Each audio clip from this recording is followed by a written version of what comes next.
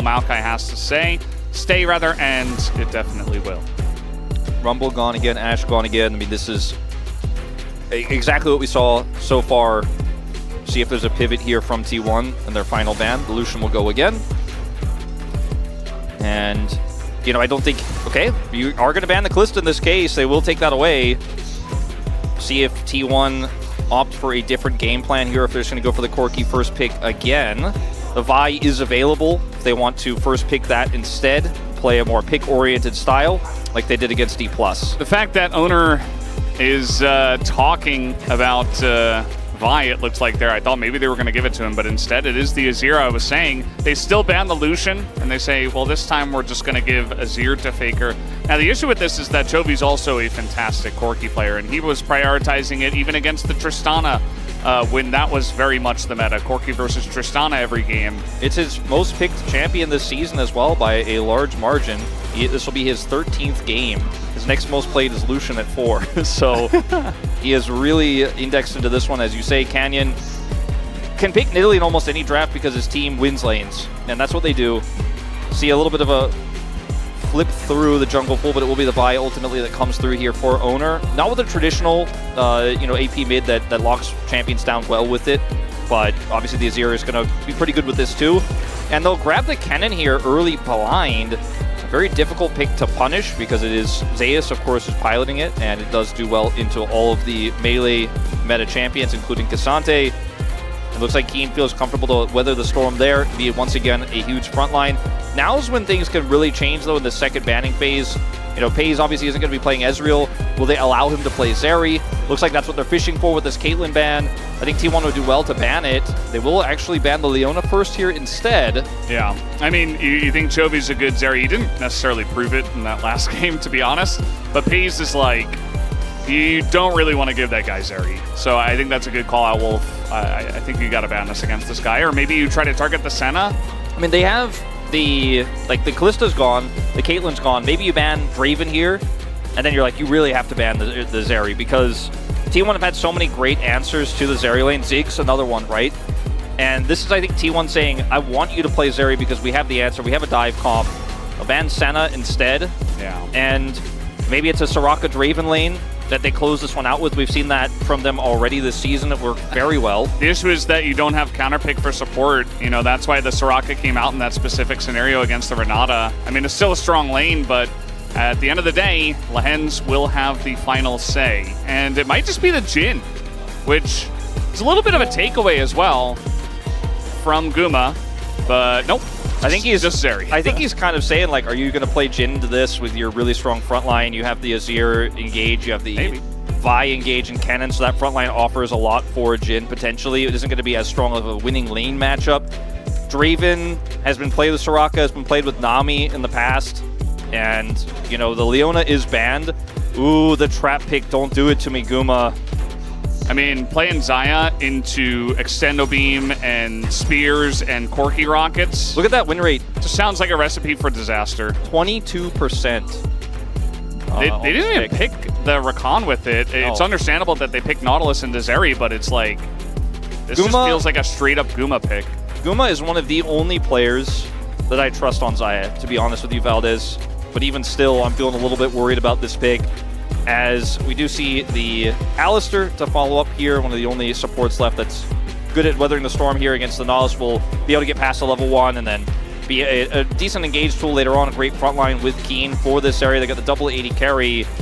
The win rate across this year, I looked it up, for Xayah across 40 games in the LCK was 30%. It's been played 40 times leading up until this game, because I've been one of the biggest haters of Xayah in the world.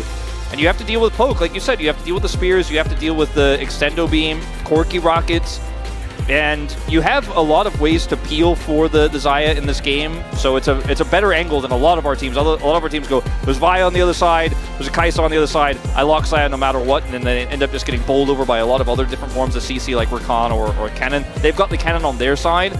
So I do think this is a better angle here. And again, Guma has been a fantastic Xayah player. He's had so many famous games of it. You look back to some of our big finals, some of the big losers finals.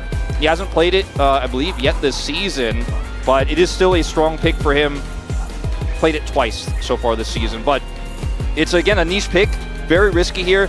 I like putting Faker on the Azir because the Corki, he didn't look as comfortable on it. He was caught a few times, was trying to be over-aggressive. The Azir has an extra layer of safety in his ultimate. He also has the dash. They have the Vi to set this up. They have tons of great engage to lock down this Zeri.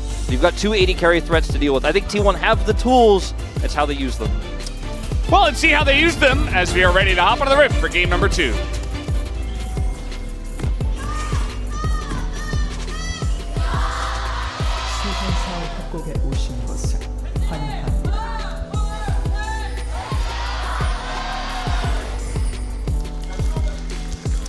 Here we go, game 2 of T1 up against GENG. As, take a look at this, we have got Keen with Exhaust in the top lane. We've seen this before. Just to deal with Kennen, obviously you need somebody to take it, but you don't necessarily want Lehens to have it down in that bottom lane, so you just give it to Cassante, who doesn't need Flash to do what he does best. Yeah, I mean, it's obviously helpful to have the Flash, especially if you're going to be the one who's the target. But the Exhaust will still be helpful at mitigating some of the aggression topside in dives and stuff like that he may end up dealing with in this game. I do think, when you look at the composition here of T1 and how well you can, set up an Azir ultimate into a Nautilus ultimate, Nautilus hook, Vi ult, like all of these things linking together, it's very difficult for FaZe to play the game. Not to mention the feathers as well from Xayah, which can also be layered on top of all of that. Just a ward going to get dropped here, no fight. Some additional information. We do have both junglers starting top side in the jungle. This mid matchup is definitely one we've seen a lot, especially with Tristana being nerfed, Azir rose back up in priority a lot. Definitely one that can go both ways, but Corki does still feel very strong. But more than Corki, it's Chovy. And it's a very good level 1 here for him. Yep, just getting in Faker's face. 11-0. Yeah, he has played it a lot of times. As you mentioned, his most played here this season by far, ahead of that Lucian that had 4 games, right? So he's gonna try to hit level 2 here first as well. You see that Faker is okay in the health department, but it's because Chovy hadn't used his health pot yet, and Chovy's gonna zone him away and hit level 2 first. It's just the recent power of the Corki after the changes as well, just being very obnoxious at level 1. Eventually it will stabilize. So a very common start to this lane. The Corki kind of wraps around the river, goes along the wall, and if the Azir puts his sand soldiers up there, you can deny him farm, or if he doesn't, then you just go and push him with the Gatling gun. It's very frustrating to deal with. Faker's doing a good job, though, of spacing Chovy out now here, as they do both hit level 3, and is maintaining, at least for the moment, CS parity. Yeah, and Faker getting in there, doing some nice poke himself. And at the end of the day, we saw Azir Corki so many times because the handshake is it's very even in this day and age. As you mentioned before, definitely very much a Guma pick. He's 20-7 here on Xayah. Just don't necessarily like it too much in this meta, but it works well with the composition at least. Yeah, I think this is one of the better angles for it. It's I feel like a misnomer that Xayah is just good into dive because she can press R. But when there's a lot of different dive tools, you only get one R button. But in this game, you've got an Alistar, you've got a Cassante to deal with, and if the spacing is good from Guma, he may just have to ult a Cassante Q3 or something like that, but he can also follow up with his ultimate really well. It's not the awkward Xayah angle where it's a trap. Not necessarily in this case. It does feel much better. We do have Canyon down here. Yeah, these two pushed up a decent amount. Maybe looking for Lehens on the engage first. That's one way to deal with the Xayah, is just get in there before she's level 6. But it does look like Canyon's just going to back away. And we don't have any action down there on the bottom side. I expect this to be kind of a low-action game. Both sides can easily farm up for the late game, and engaging onto Kennen, Azir, Xayah sounds like a really big pain. And even diving the Nautilus as well. It just feels like GENG's not going to have a lot of options for a really proactive early game, so just kind of farm it out, see what you can get in the mid game. I think Canyon's role in this game is going to be to just kind of fill the gaps in the lanes that need a little bit of assistance, coming down their bottom side to try to maybe put some pressure on, while Guma and Carry are abusing the early Alistar level 1.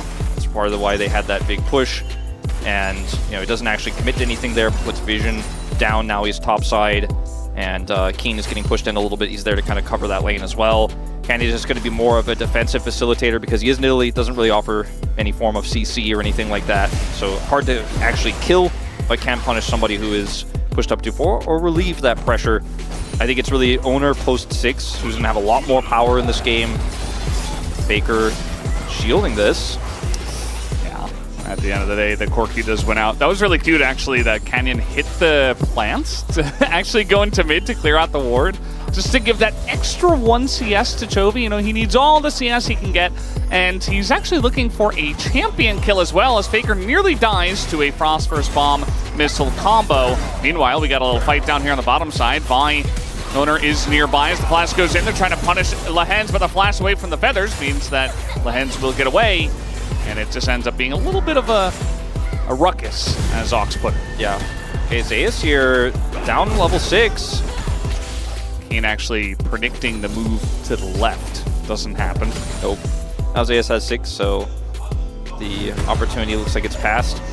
A Hex Flash is available for Lehens, so won't feel, horrible about losing his flash there, but it is a nice advantage they were able to garner there in the bottom lane. Canyon rushes topside here to grab these grubs while they don't have control. Pings of question marks on the dragon from T1. Not sure if he's actually doing that one, as they did back, so they actually don't know where he is right now. And so this is actually a huge boon. They're going to come over here and find out. Lehen's going to play bodyguard. I think Lehens has to be very careful here, and as I say that, I think he might just die. He is extremely low, but they don't want to push into the Nidalee, but in goes Owner, and his first blood for Faker, as now trying to turn this one around is GENG, but they only have 2 people. They're trying to take down Keria. Tons of damage between these two, and in fact, Keria will be run down as he doesn't have flash anymore as well, and both of the supports get punished. Yeah, it's a kill going over to Faker, but it's also a kill going over to Canyon, who will utilize that gold very well. All the while on the bottom side, they didn't get Dragon, right? They came over, didn't get grubs, traded kills. Pays gets a free back while he had this wave pushed, and Guma pulls the wave a little bit closer to the turret here, but Canyon is just going to go rush bottom side here, and with this Nidalee pick, look to maybe set up for double objective here. And Owner hasn't hit level 6 just yet. He used his flash on that last play along with Faker. Max range Q, and now the all out here on Isaiah. Just going to force the slicing Maelstrom. As we still have Exhaust, he really wants to run him down here, and another Q3 will have to be flashed. As in he goes again. Jeez, man. Keen really wants to get this punished, but here's Owner, level 5, and not really able to do much. Getting the flash and the ult away from Zeus, not too insignificant, but Keen would have wanted a little bit more there. Just going to allow Owner to go over and take these Krugs away. Dragon actually not secured by GENG with Keria returning to lane. They didn't actually hold on to that prio. Chovy ended up losing control of mid as well, as Keen tries to make this topside play. Finds himself empty there as Owner hits level 6 now off of the Krugs. This is a scary moment here when Vi hits 6. Everyone needs to be on the alert. Chovy does have a significant CS advantage despite Faker pushing that wave in. He actually is pulling up to almost 20 CS advantage, and the wave's in a horrible spot here for Faker. I thought that actually Keen would pull the wave towards his turret because he had a big health advantage, and also both top laners don't have TP, so I feel like he really could have punished Zeus more, but instead he wants to get the fast back. And it's actually because they want to go for a bit of a lane swap right now. Yeah, I think that's a very good read here from GENG. Chovy is really just making Faker frustrated. Faker wants to trade here, maybe look for an ult all in, but Valkyrie is a powerful tool. Zeus, remember, doesn't have his ult back, doesn't have flash here, should be fine. Canyon was seen by a ward. Man, this game feels like it's on a knife's edge. I mean, look at the gold, so even. Really, the gold that Chovy has that keeps GENG in a good position here, but they weren't able to get the dragon. Obviously, that kill going over to Canyon as well. That's where his lead is. Yeah, and both of these AD carries about to start picking up some turret plates here. We'll see how this does go as Keen on the Cassante, no exhaust anymore. There's 3 people down, but Canyon has made his way down here as well, trying to stop the dive, and this is very dangerous against a Cassante. And look at Keen just getting away from the Q, and Keria is just left for dead. He's just gone. There's nothing that Guma and Owner can do about it, just a failed dive from T1. Yeah, and look at the top lane. Pace is getting pressure on those plates. There's no answer here. Zeus rotating down is completely gone, so Pace gets free plates here on the top side. T1 fail a dive and give a second kill to Canyon. And even with the lane swap protection, Pace is going to get a lot done here in this top lane. And if that's all he gets, it's still a huge win. And you see Keen has also caught up in terms of CS. He was significantly behind against the Kennen moments ago. Now it's pretty even. T1 not able to get enough control of the bottom lane to start this breakup. If that dive works, maybe they rotate Faker in. They can actually take that dragon, but instead we're 10 minutes in, no Drake take. Bit of a disaster in the bottom lane for that play.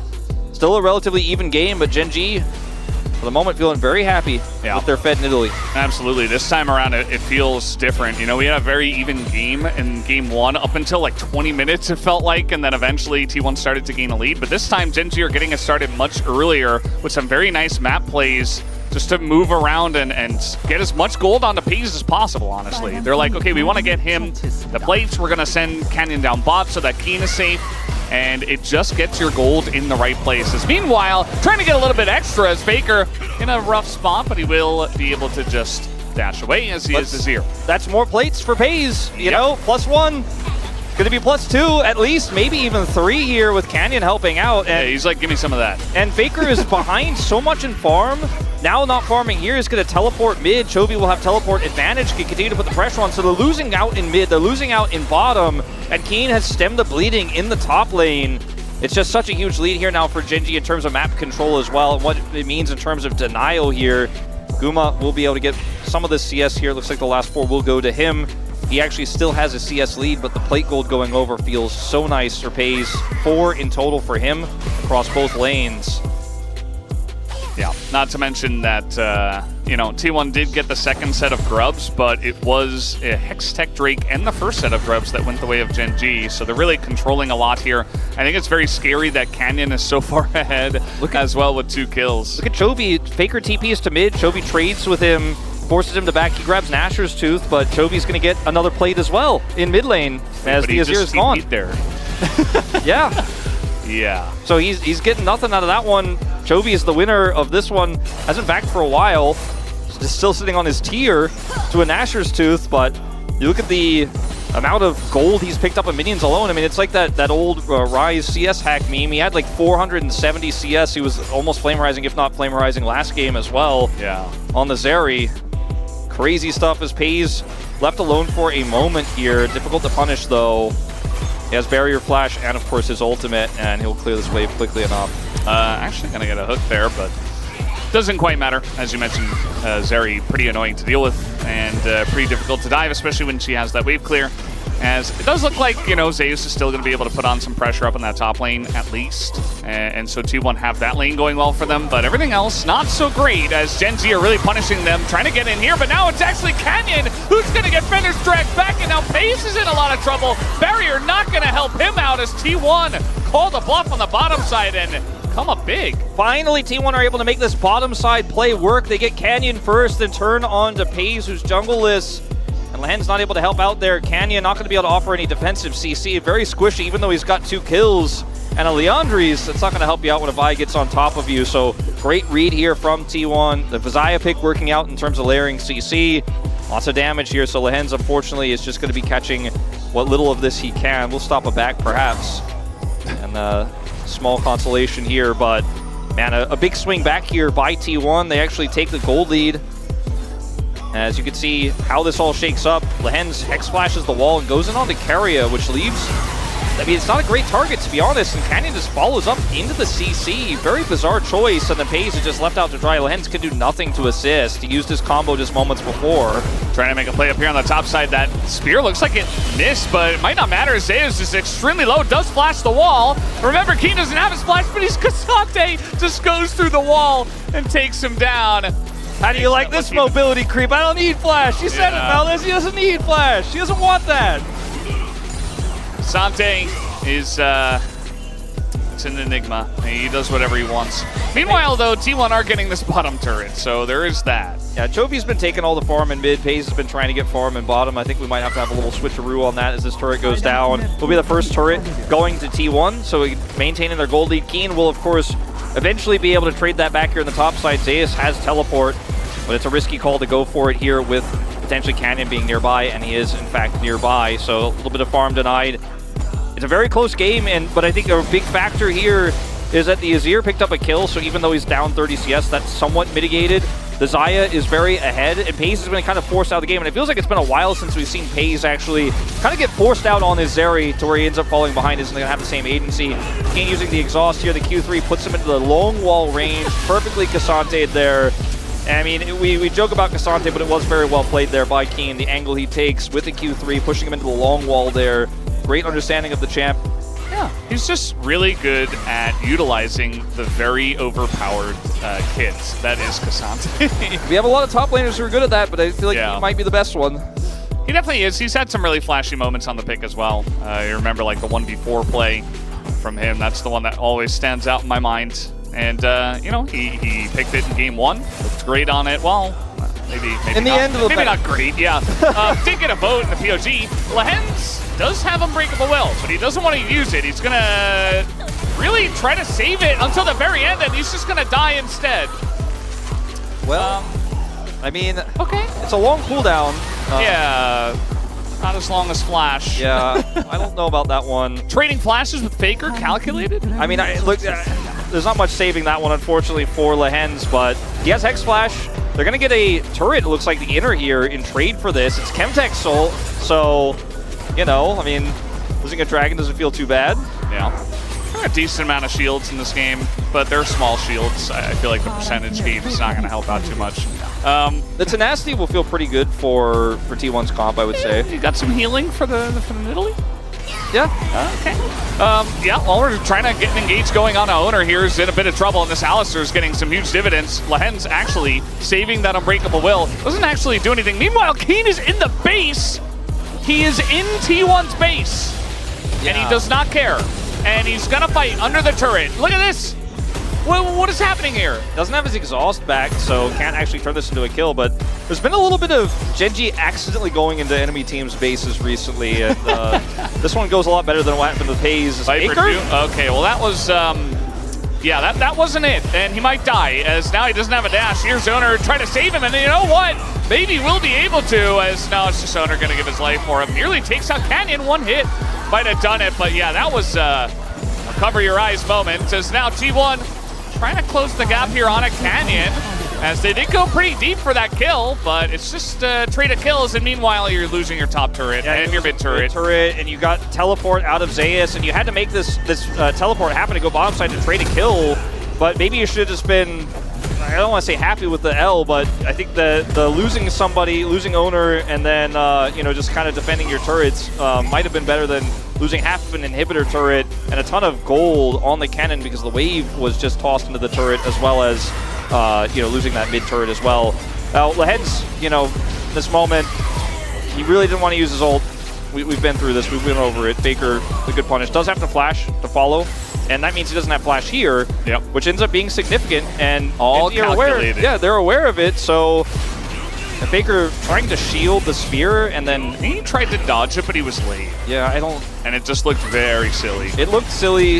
Unfortunately, Owner will have to die for this. They commit the teleport of the cannon down, but look at where it goes. It's up to the top part, so it takes him a little longer to come down here and chase. Doesn't have ult, so Chovy is trying to walk it off here. Canyon will end up getting stunned and killed, but Chovy has Valkyrie. It's a trade, though, of half of the inhibitor turret's health and that mid turret going down as well. So a lot of gold going over to GENG in exchange. You can see they've moved it up to 1,000 gold, the lead here.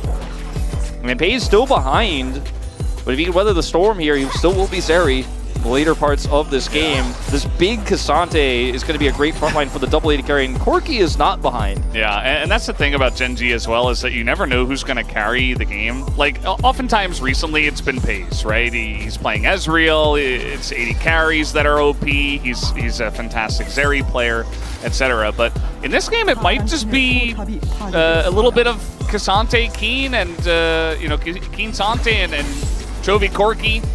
Chorky in the mid lane, and you know, a little bit of everybody else sprinkled in there. I mean, right now they're doing a lot of damage to turrets, as we saw that graphic earlier, and then Chovy gets the bottom turret. He's now hit his 2-item spike off of that play. I mean, T1 unfortunately is getting run around the map completely here. So even though they get that trade back kill, and the Xayah has IE sitting on 2 items, Paze also has 2 items. Not as strong, arguably, at this point, but the static shiv is buffed and much stronger than it used to be. And with the Immortal Shield Bow, a little bit of extra added safety, this is still a big spike for GENG as well. And there's not a lot of safety here on the map for T1 to run back to. For example, both turrets being gone here in the top lane means that if we tussle for Baron, T1 try to do their classic Baron in turn and it doesn't work out and they need to run away. There's no safety there. It might get punished. It might get run down. Very scary. There's not much left to take on the map, so GENG is just going to drop this Rift Herald to the top lane, and maybe it'll charge on an inhibitor later. It's like so far away. Like T1, calculate when you need to respond to this. It's going to take a while. Faker's just going to stand there. I mean, Owner is nearby as well, just to keep Faker safe in case he tries to dodge any other Nidalee spears. Nidalee, as we know, is nowhere near. And yeah, it just feels like T1 are just hibernating for the winter. You know, they're just waiting until the flowers start to come out again, and especially because it is a Chemtech Soul, GENG might just take all three, and T1 might just be like, okay, let's fight you on the Elder. We'll see when they want to make a play for an objective, but for now it feels like GENG are just in major control of the map. They have full prio. Faker does have TP and did clear the Herald. Kennen, TP coming up soon. There's no flank ward really for Kennen to use those. AS is going to struggle to actually get a big flank off here and get high value. Faker goes mid and want to contest for prio, maybe set up a Sun Disc. But it is a really rough spot here to try to close the gap here for T1 on this low range Xayah. Yeah. I'm honestly a little bit surprised that they're fighting so hard for this Drake. It feels like every Drake fight between these two teams, even in the first game over the Ocean Drakes, that one made a little bit more sense to me. Yeah, I feel like in this scenario, there's not much they could do to trade. They're not going to be able to get away with this Baron sneak or anything like that. And with the wave pushing top, Faker couldn't go for the top turret. There's no bottom turret to push. Mid turret, not really accessible with GENG having this much prio, so there isn't really a great choice to make, but committing the teleport there from Faker, just kind of watch them lose prio, doesn't feel ideal. There's that ward on the Baron. Owner's clearing some vision here, but GENG just has so much control. There isn't a great choice to make. And now Faker is finally going to go up here and maybe start to threaten this top turret. It's very healthy. There's a lot of pings on Baron right now from the blue team. Yeah. Making me a bit worried. I just don't think you can. I mean, Zeus has TP. He can come over there and maybe help you turn. But again, I mean, Faker went Nasher's Tooth and now is itemizing, you know, he went for the Seeker's Arm Guard. So it's not like he's sitting on a Leandri's Nasher's worth of Baron damage right now. So I just don't think it's reasonable. They can maybe force GENG to respond and contest vision, and that's what they can do. But again, no other real objective for T1 to push right now. They're just kind of sitting back and farming, as you said. And luckily for them, it's Chemtech Soul. If this was, you know, Hextech Soul or Infernal Soul, you're feeling a lot more pressure to actually act and show up for those team fights. Yeah, and all the while, their Xayah's getting fed, their Azir's getting fed. And they've got a lot of answers for the carries on the side of GENG. They have not only Vi, but also Nautilus. So if eventually, you know, the one issue I think is Cassante, right? They can deal with Nidalee, they can deal with Corki, they can deal with Zeri. As long as the fight engages are clean and they layer their CC well and we don't have the depth charge at the same time as the Vi ultimate, things should be good. But again, they have to have some clean team fights, and they should be able to deal with some of those squishy carries. Faker going for Void Staff here, you know, after the Arm Guard for some extra magic pen into, you know, 3 Merc Treads. The Cassante, who has a Rookern, I think is a pretty good tech, but it will be at the cost of some of that burn damage it could have otherwise had. Some of the safety that going straight to Zonia's would have offered him, but when he has the Arm Guard, kind of a nice in-between here. Faker's Azir itemization, I feel like, has been so good this season, and he's been able to get a lot of value out of Stasis. But with this game state, it's going to be really tricky. You might just need it so desperately to actually set up for, you know, a game-changing play, because as is right now, you are stemming the bleeding, you are weathering the storm, you are scaling, but GENG are just not giving you back any map control. They're also scaling, you know? Yeah. Hayes is on 2.5 items, looking for his 3rd relatively soon. Your Xayah advantage that you had before, it's still there, but it means less the longer the game goes on. We've talked about it many times before, but GENG are just so good at taking all the gold on the map and finding a way to get it all into their pockets in their advantage. From behind, from ahead, you know, they know how to push advantages, cut out vision, steal jungle camps, deny waves, stuff like that, and just get small gold leads. And even from behind, just finding a way to keep up and not fall too far behind. Yeah, has always been their thing. I mean, I feel like that's why they're so consistent as well. They're so good at tracking where T1 are and where they can push their turret advantages. That's why it's 4-1 right now. The mines of Lehens and Canyon. You've got such good reads on the map. All right, T1 now going to try to contest for some of this vision here, but feels very risky. Remember, Zeus doesn't have a teleport ward he can go to here to fight, so T1 are just going to get corralled out of their jungle now. Again, really grasping at straws. Without any map control, it's tough for Faker to even push that topside turret, and I think against a weaker team, he hard forces that, and then they collapse onto whoever tries to come to punish. That's kind of the T1 MO, but Faker's not even going to chance it here in this one. You know, against a 2-item Corki on his spike, tough for him to actually win that matchup hard enough, and he can collapse very quickly. Keen does have his TP. Trying to get something done here, down a level. He's just sitting on, unfortunately, kind of like 1 2/2 of an item, but not actually really that second item he needs. Yeah, he's desperately trying to hit that Void Staff, and looks like maybe he'll pick it up here. And we very much slowly dipped into the lull state, both of the teams, as we mentioned before, just kind of hanging out. They say, okay, we got Chemtech Drakes coming up, but we're not going to set up huge fights over those. Even T1 committing a TP to the last Chemtech fight, and then they just said, never mind, and now Faker's got TP back. So it didn't actually mean anything in the grand scheme of this game, as we're just kind of hanging out and farming. The real question now becomes, like, which team wins the team fight later? When the gold is, it's still in GENG's advantage, but it's only 2.3k. You know, the Xayah is on 3 items too. Runins is now finished for Pays. And I think that for T1, if you can get a pick and you layer that CC, that's how you win the team fight, and the Xayah can clean up. All you need is 1 kill. It doesn't matter who it is. Even if you kill the Hens, it gets a lot easier. For GENG, it's just weathering that engage, and then Pays and Chovy clean up, right? And Canyon obviously can heal, they have a lot of sustain. And T1 has to strike first. You know, it's really difficult for them to actually go into a team fight where somebody gets caught and then turn it after they lose someone, because their team comp is reliant on all the pieces working together. And once again, they're just going to put 2 solo laners in the same lane to get a turret. Like, GENG's does this. They're like, no, it's solo lane, it's a duo lane, we actually get the turret. The double TP to Baron, calling your bluff. Yeah, and this is what it will force, but GENG are okay with that because they push their lead even farther, and they say, okay, we won't have TP, but we don't necessarily need it. And now it's actually Owner who's kind of getting corralled out of this one, as, of course, Zaves held on to his TP. So T1 have teleport advantage, but what does it get you, you know, from behind? That's really what T1 need to figure out right now. Yeah, and GENG are saying, you want Chemtech bottom, we're all top, we double TP, you have no vision here. Kennen can't teleport anywhere topside here. Keen is holding the door here, misses the engage there, Keria, and GENG looking to turn. Yeah, they want to fight. And here we go, level 16, Cassante. That's a huge amount of damage from the Xayah and Kennen, as Exhaust going to be used. Keria trying to punish, not going to catch him.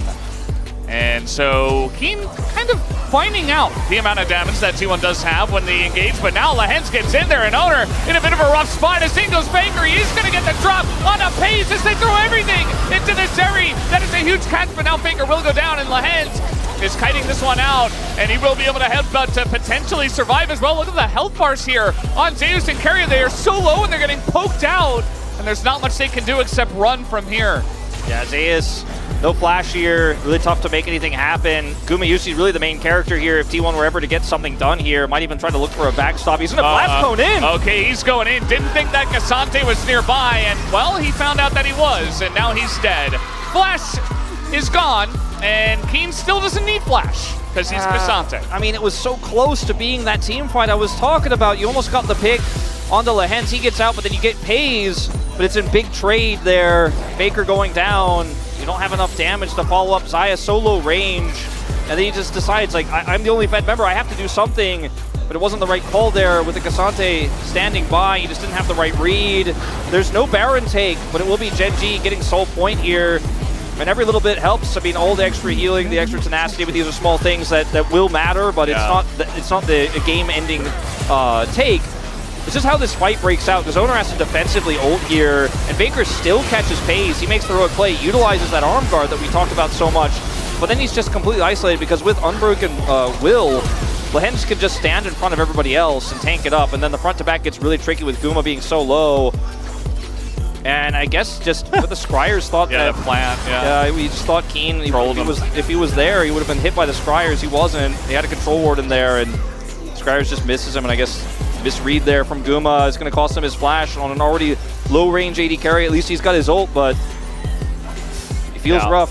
Yeah, you take a look at what they get from the two Chemtech Drakes. 12% tenacity, which was recently taken away from some items and runes and stuff like that. And also, you know, the Cassante has massive shields, actually, even with the Recurn. And to talk about Cassante a little bit more, he didn't have Randuin's in the last fight. Now he does. So that Xayah gonna hurt a lot less. And already Keen is extremely tanky. Yeah. You can see T1 are dropping blue trinkets in here and, you know, saying, all right, well, they're not doing that. We better back off because they're right in our jungle, and they've put some deep aggressive control wards here. T1 fighting for vision of their blue buff, which is taken away. This is GENG's oppressive composition here. And they know the one way they can mess this up is if they just took a greedy Baron here when they're not quite ready to. They need a little bit more control before they can do that, so they're just making T1 check, keeping them honest. Blue trinkets down, and it's like, well, T1, are you going to face check? Keeping the Scryer's Bloom up, checking all vision, no wards, nothing here for T1, completely blind. Yeah, they have like one blue trinket in their own jungle, which was just pinged, by the way. Yep. And they're just going to start Baron. And they can 2-mana with Corki and Nidalee, and then eventually have the rest of the team come over, and there's just zero vision. I mean, T1, they're just going to have to send it, but they're too late. They're backing. You can't even engage on Lehens. He's got ult, he's got flash. Like, Owner is just going to take the Constellation Gromp in this case, and T1 just could not come in. They couldn't do anything. Oppressive vision control, no way to face check, and they just give up the Baron because there's really no right choice. But nobody's side laning either. No, it's too risky to push that top turret, which has been alive and it's basically full health for the whole time. Bounty's now up. No bottom turret to push on the opposite side of the map. T1 almost checkmated in this game, it feels like. Uh-oh, the Xayah gets engaged on. There's the Featherstorm. That's early as now Lehens. Baker looking for it, just going on a crazy raceway. I don't even know what that was. Meanwhile, Owner goes down, and Lehens is going to find another one. Finds the cannon here. Nice Zhonya's, actually. A lot of damage into Pace, who will go down. And that might actually stop the push for now. That kind of saves the inhibitor, may have saved the game, because if they end up losing more people there. They're sticking around, though. Yeah, Guma, no ult. Oh my god! What was that? Bye-bye! What was that damage? I mean, that's some big Corki damage right there. Was there a spear in that as well? There had to have been. I think there was, yeah. And the RFC, i.e. everything hurts. Well, the game might just be over now. It is now, I think. They fake back, and Baker's down. Zhonya's can only save you so many times, and that spear is going to land, and that might just be GG, as with the Baron. Rival Baron power play push coming on in. They're looking to end this game, and GENG, they almost lost the game today, but they did not. And in the end of the day, it is a relatively clean 2-0 win over T1 as they're playing with their food, who is Owner right now. And it will be another Nexus